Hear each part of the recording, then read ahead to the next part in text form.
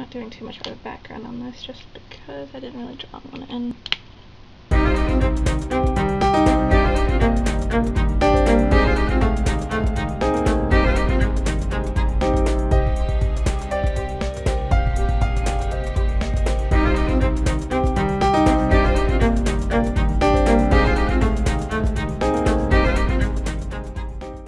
Yeah, kind of around it. Oh well, this marker's dead.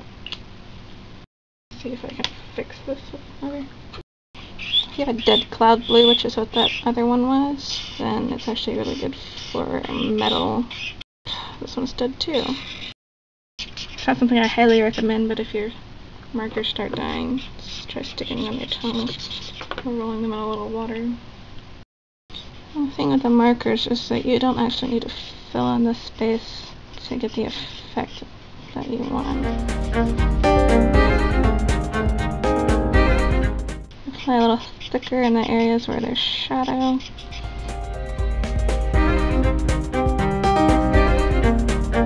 Can't just add a few little blades of grass and whatnot. Try not to do what I'm doing, which is pressing down harder when you start than when you're finished. Build your stuff out.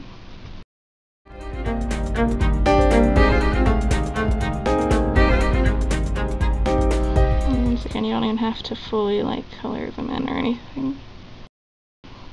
Normally you should test your markers out before you use them to make sure that they're working, but for the sake of speed and time, I was trying to just go.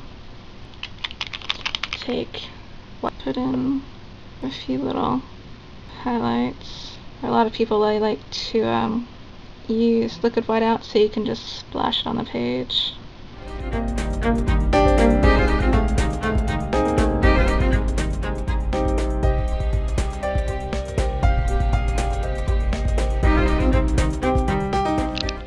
Just for the sake of showing the difference, I'm also going to take PrismaColor marker and outline this to show the different type of liner that you can do. It tends to focus more on the characters, so it's nice if you want them to pop out really well.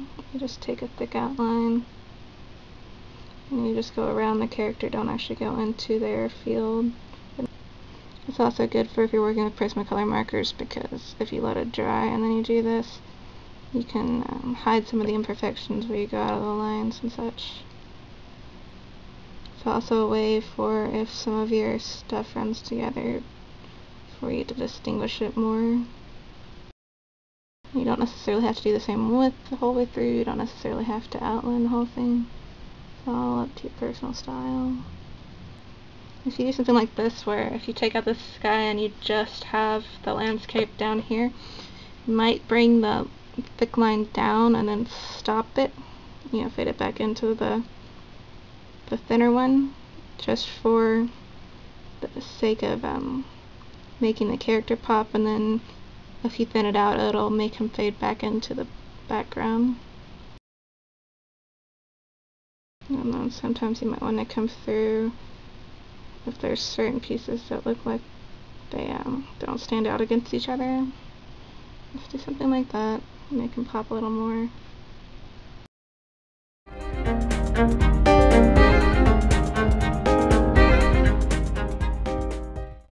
As I was saying before, if you use the lines, thicken them at certain places, then they end up being, it looks like something's popping out at you more. So, alright, that's it. This was PrismaColor. Thank you for watching, and I hope to be posting some more soon. You can follow me at LadiMischief.deviantart.com, or just keep watching for me here.